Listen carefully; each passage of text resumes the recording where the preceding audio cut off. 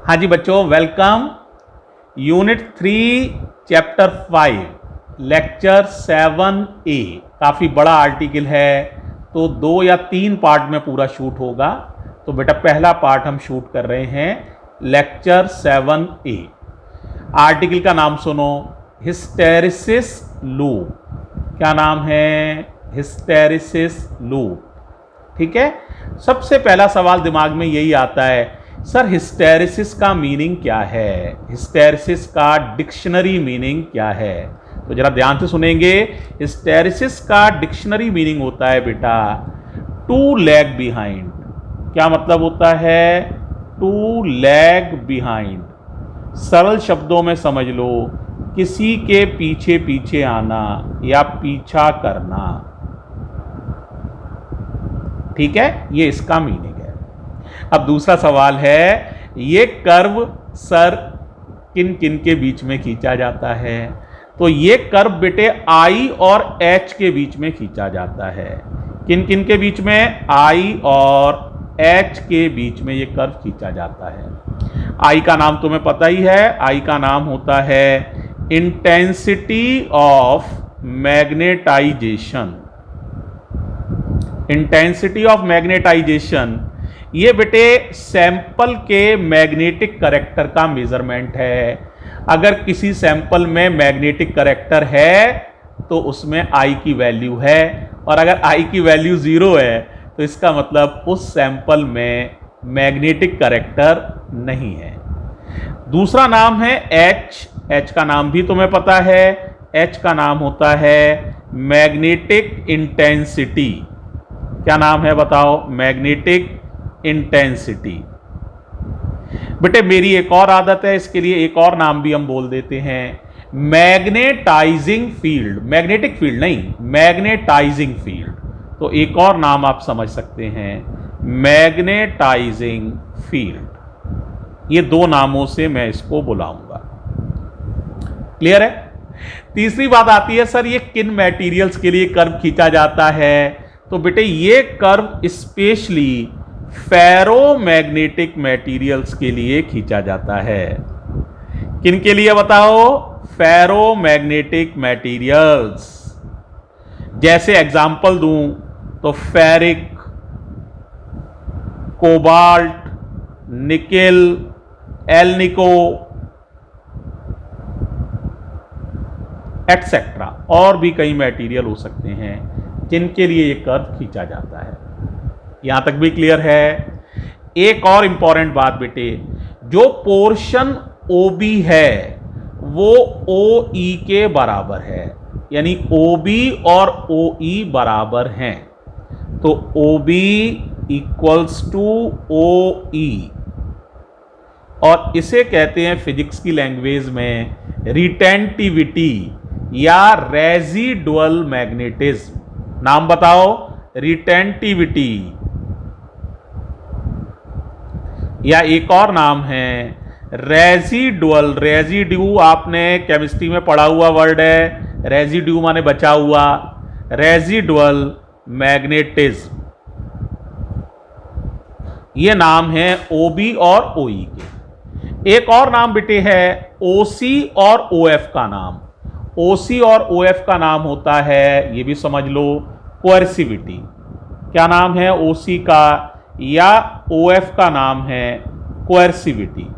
इनकी डिटेल अभी मैं करूंगा, है ना, जैसे ऐसे टर्म आएंगे तो इनकी डिटेल करूंगा मैं। फिलहाल नाम तो ध्यान ही कर लो। अब मैं बेटा इस ग्राफ को एक्सप्लेन करने जा रहा हूं। ग्राफ में अगर आप केयरफुली देखेंगे तो बेटे इसमें ना लगभग 7 पार्ट हैं।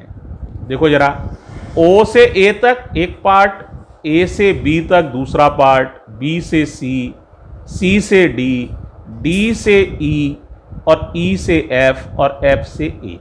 तो हम इसको 7 बार में एक्सप्लेन करेंगे, तो थोड़ा थोड़ा जरा सुनते जाइएगा। सबसे पहले हम एक्सप्लेन कर रहे हैं पार्ट OA को। किसको एक्सप्लेन कर रहे हैं? पार्ट OA को। जरा ध्यान से देखिएगा, OA का पार्ट का एक्सप्लेनेशन बता रहा हूं। बेटे समझने के लिए एक एग्जाम्पल ले रहे हैं, ये एग्जाम्पल समझने में हेल्प करेगा।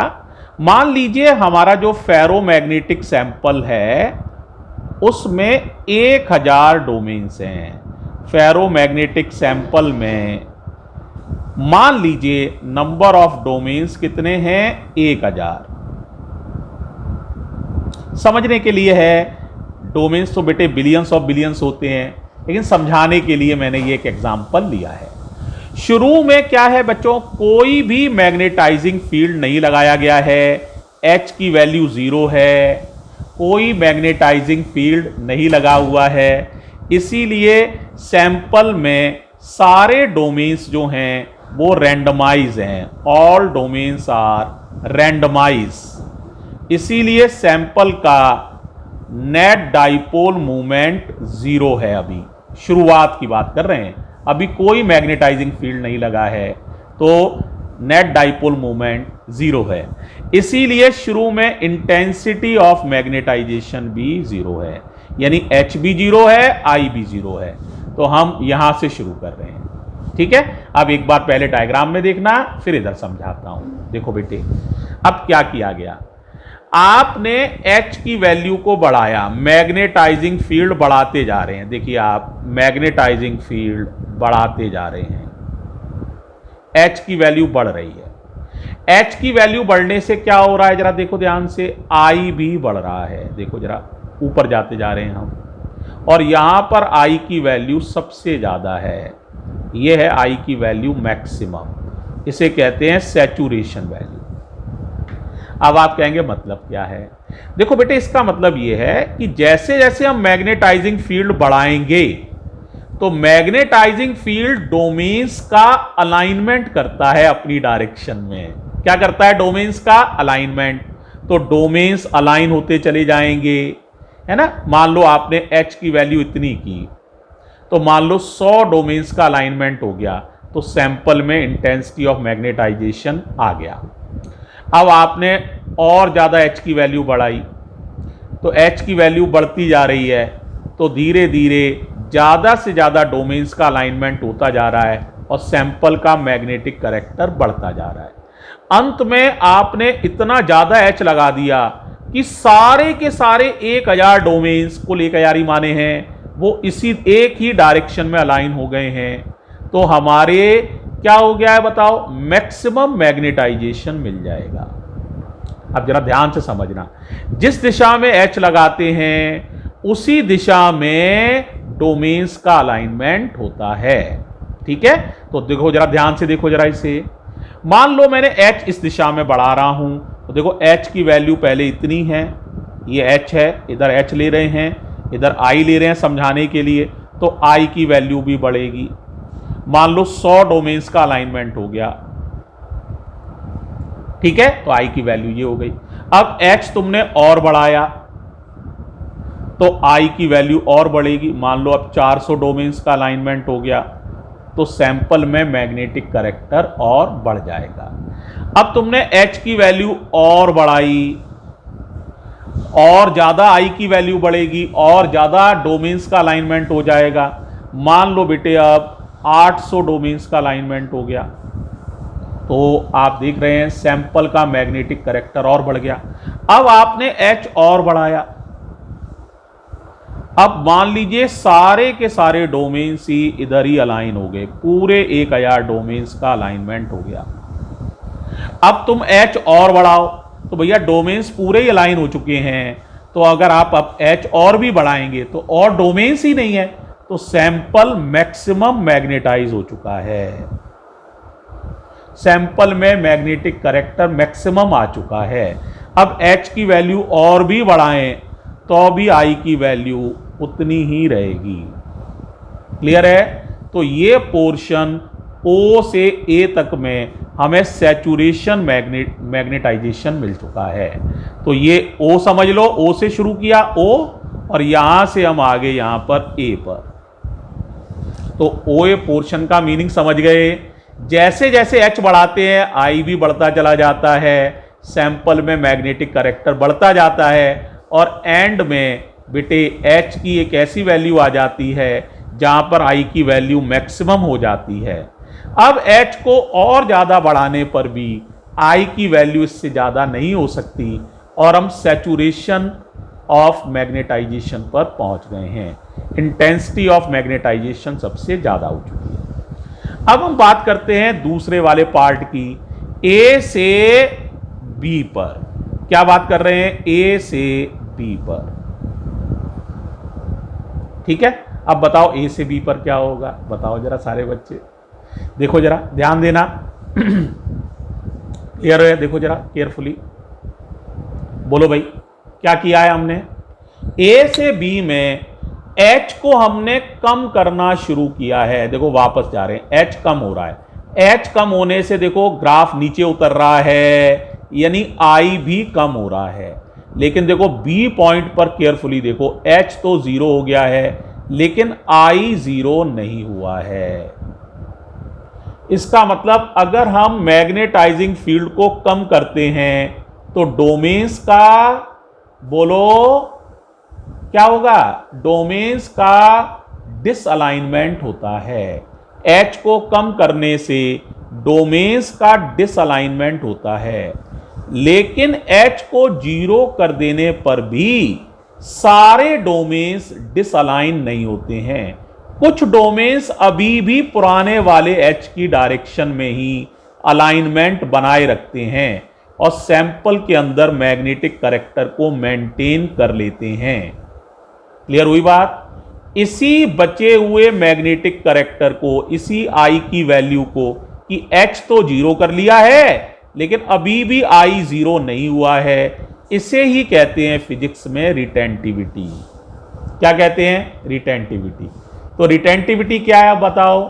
ठीक है, कि अगर हम एच को कम करते करते जीरो भी कर दें तो भी सैंपल में कुछ रेजिडुअल मैग्नेटिज्म, कुछ मैग्नेटिक कैरेक्टर बच जाता है।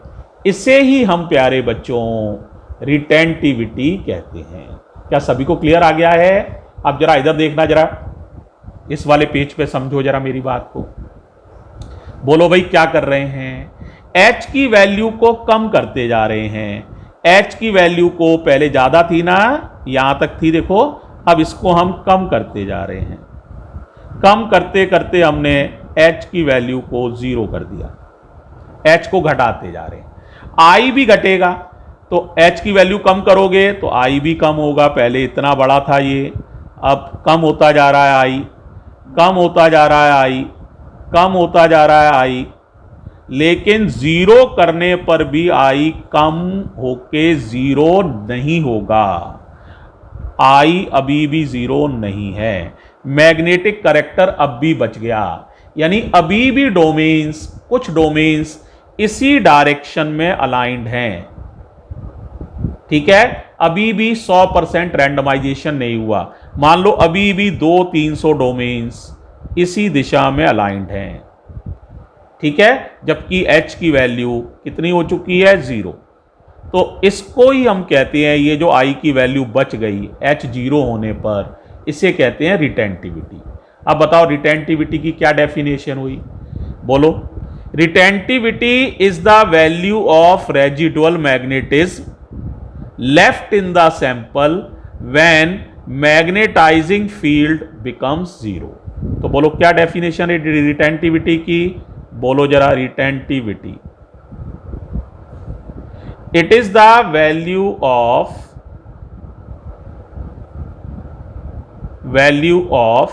Residual magnetism left in the sample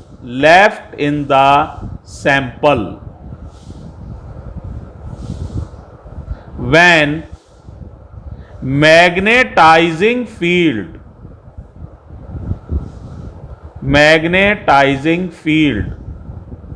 बोलो मैग्नेटाइजिंग फील्ड इज जीरो, इसे कहते हैं आप रिटेंटिविटी। तो यहां तक भी क्लियर हो जाना चाहिए प्यारे बच्चों। अब देखो हम आ रहे हैं बी से सी पर। कहां आ रहे हैं? बी से सी। पहले डायग्राम में देख लो। देखो बेटा, पहले एच ना हम बढ़ा रहे थे, बढ़ाते बढ़ाते आई भी बढ़ा, फिर एच को हमने जीरो कर दिया, लेकिन हमने समझाया आई की वैल्यू जीरो नहीं हुई। H 0 हो चुका है, I 0 नहीं है। अब H की वैल्यू को अपोजिट डायरेक्शन में बढ़ा रहे हैं और अपोजिट डायरेक्शन में बढ़ाते बढ़ाते C तक ले आए। इस H ने जो अपोजिट डायरेक्शन में था, इसने इस मैग्नेटिक करेक्टर को खत्म करके जीरो कर दिया, यानी सारे डोमेन्स का रैंडमाइजेशन कर दिया। सारे डोमेन्स जो इधर अलाइन थे पहले 200, वो रैंडमाइज हो चुके हैं और सैंपल में कोई मैग्नेटिक करेक्टर अब नहीं बचा है। तो H की वो नेगेटिव वैल्यू जो अपोजिट डायरेक्शन में लगाई गई है, जिसने रिटेंटिविटी को जीरो कर दिया, इस वैल्यू को कहते हैं कोएर्सिविटी। तो CO का नाम है कोएर्सिविटी। तो coercivity is that value of magnetising field applied in opposite direction to make the retentivity zero. Clear हो गया? तो ये है आपका पोर्शन BC। अब इस तरह देखो, BC को समझा रहा हूं मैं, केयरफुली देखना। बोलो अब क्या कर रहे हैं भाई? H को किधर बढ़ा रहे हैं? अपोजिट डायरेक्शन में। H को किधर बढ़ा रहे हैं? अपोजिट डायरेक्शन में। तो देखो जरा, पोर्शन ले रहे हैं हम। कौन सा पोर्शन था भाई? BC। ग्राफ का पोर्शन BC। H को अपोजिट डायरेक्शन में बढ़ा रहे हैं और ये वैल्यू आ गई H की, ताकि I की वैल्यू जीरो हो गई। ठीक है, H को अपोजिट डायरेक्शन में बढ़ाया ताकि सारा मैग्नेटिक करेक्टर, सारा अलाइनमेंट खत्म हो गया, सैंपल में मैग्नेटिक करेक्टर जीरो हो गया। तो that value of H is called coercivity. तो कोएर्सिविटी की क्या डेफिनेशन हुई बताओ? कोएर्सिविटी इज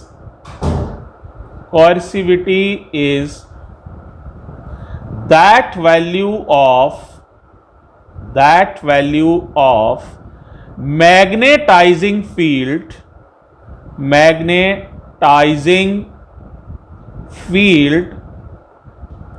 applied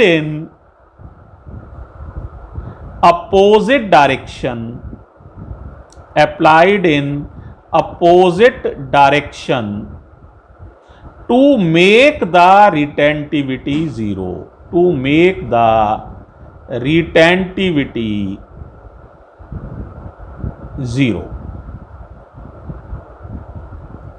मेरा अंदाज ये भी क्लियर हो जाना चाहिए। अब देखो बेटा, अगला पोर्शन हम ले रहे हैं BC के बाद वाला, फिर ग्राफ में देखना। BC के बाद पोर्शन है CD। अब हम क्या कर रहे हैं? H को अपोजिट डायरेक्शन में बढ़ाते जा रहे हैं। अब H क्या करेगा? डोमेन्स का अलाइनमेंट अपनी डायरेक्शन में करेगा और धीरे धीरे डोमेन्स अब इसी डायरेक्शन में अलाइन होते जा रहे हैं और अलाइन होते होते पूरे के पूरे 1000 डोमेन्स इसी डायरेक्शन में अलाइन हो गए हैं, अपोजिट डायरेक्शन में, पहले से अपोजिट डायरेक्शन में अलाइन हो गए हैं और हमें अपोजिट डायरेक्शन में मैक्सिमम मैग्नेटाइजेशन मिल चुका है। इंटेंसिटी ऑफ मैग्नेटाइजेशन अब मैक्सिमम हो चुकी है और पहले से अपोजिट डायरेक्शन में। तो CD पोर्शन इस बात को बता रहा है। तो जरा देखो, CD पोर्शन किस बात को बता रहा है? H को अपोजिट डायरेक्शन में बढ़ा रहे हैं, ध्यान बढ़ा लेना। CD पोर्शन है ये। H को अपोजिट डायरेक्शन में बढ़ाते जा रहे हैं, बढ़ाते ही जा रहे हैं और बढ़ाते ही जा रहे हैं। इससे I की वैल्यू भी अपोजिट डायरेक्शन में यहाँ तो जीरो थी, अब बढ़ती जा रही है और बढ़ते बढ़ते I की वैल्यू मैक्सिमम पर पहुंच गई, यानी हमारा 100% मैग्नेटाइजेशन हो चुका है। पूरे के पूरे 1000 डोमेन्स इसी डायरेक्शन में आ चुके हैं। तो इस तरह की बात क्लियर है? तो ये बता रहा है पोर्शन CD। अब हमने फिर वही काम किया जो पहले किया था। बताओ पहले क्या किया था? मैक्सिमम के बाद क्या किया था तुमने? बताओ। H की वैल्यू को घटाना शुरू कर दिया था। H की वैल्यू घटाने से क्या हुआ था?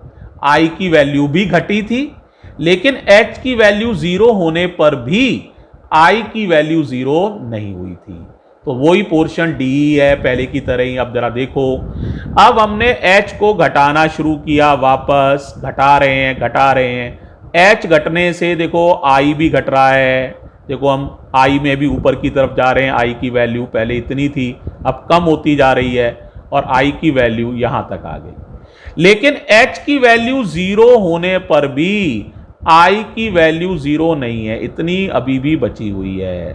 तो ये सोचो क्या हो गई दोबारा से, रिटेंटिविटी। क्या हो गई, रिटेंटिविटी। नहीं समझ आया या आ गया?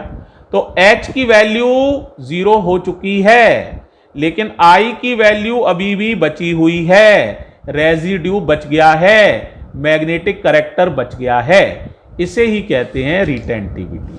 ठीक है, तो बताओ क्या कर रहे हो D में, H की वैल्यू को कम कर रहे हैं, और H की वैल्यू पहले ये थी, यहां I की वैल्यू मैक्सिमम थी,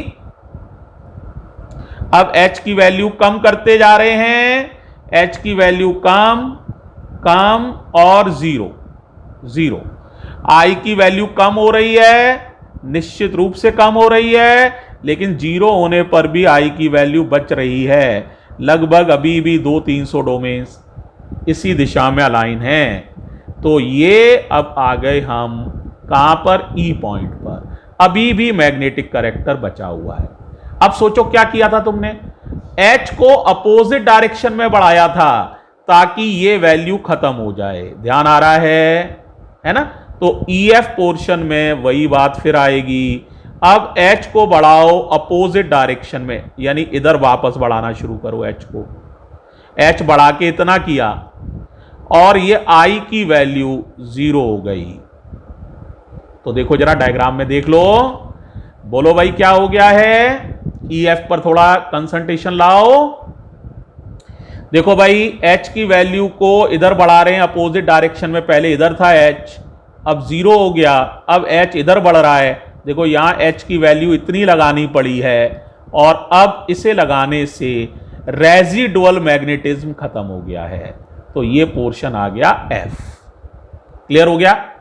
अब आप F से कहां जा रहे हैं, A पर, यानी H बढ़ाते जाओगे और I भी बढ़ता जाएगा, और बढ़ते बढ़ते वापस सैचुरेशन वैल्यू पर आ जाएगा। ठीक है, तो अब जरा देखो FA पोर्शन को देखना जरा ध्यान से। तो देखो बेटा EF के बाद है पोर्शन FA, केयरफुली देखना जरा। FA क्या किया बताओ जरा मुझे, किसे बढ़ाया है तुमने, बोलो बोलो। H की वैल्यू बढ़ाते जा रहे हो, पहले इतनी तो थी, I 0 था यहां पर, अब H की वैल्यू बढ़ाते जा रहे हो, बढ़ाते ही जा रहे हो, बढ़ाते जा रहे हो। I की वैल्यू भी बढ़ती जा रही है, बढ़ती जा रही है, और I पहुंच गया मैक्सिमम पर। पूरे 1000 डोमेन्स इसी दिशा में आ गए। तो हम वापस A पॉइंट पर पहुंच गए। क्लियर हो गई सारी बात? कोई दिक्कत तो नहीं आ रही है? ठीक है, तो बच्चों कोएर्सिविटी की डेफिनेशन, रिटेंटिविटी की डेफिनेशन सारी क्लियर हो गई हैं। अब एक बार देखो बेटा, मैं थोड़ा सा और बोल देता हूं, जरा ध्यान से देखो। बोलो भाई क्या चीज पढ़ रहे हो, हिस्टैरिसीस लूप। हिस्टैरिसीस लूप का मतलब टू लैग बिहाइंड, पीछा करना। इसका जवाब क्यों पीछा कर रहे हैं, इसका जवाब वीडियो 7B में मिलेगा आपको। 7A को हम अभी थोड़ी देर में फिनिश करेंगे। ये कर्व किन किन के बीच में खींचा जाता है, I और H के बीच में। किन किन के बीच में, I और H के बीच में। I का नाम बता ही दिया, H का नाम बता दिया। ठीक है, किन मटेरियल्स के लिए, फेरोमैग्नेटिक मटेरियल्स के लिए। OB और OE का नाम रिटेंटिविटी, OC और OF का नाम कोएर्सिविटी। रिटेंटिविटी की डेफिनेशन क्लियर हो गई कि H को 0 कर देने पर भी जो रेजिडुअल मैग्नेटिज्म बचता है उसे रिटेंटिविटी कहते हैं, और इस रिटेंटिविटी को फिनिश करने के लिए अपोजिट डायरेक्शन में जो मैग्नेटाइजिंग फील्ड लगाना पड़ता है इसे कोएर्सिविटी कहते हैं। ग्राफ के सातों पोर्शन क्लियर हो गए हैं, तो ये भी आपको क्लियर हो जाना चाहिए। ठीक है बच्चों, अब बाकी का पार्ट हम कवर करेंगे वीडियो 7B में। ठीक है, उसको और ध्यान से सुनिएगा। थैंक यू बच्चों।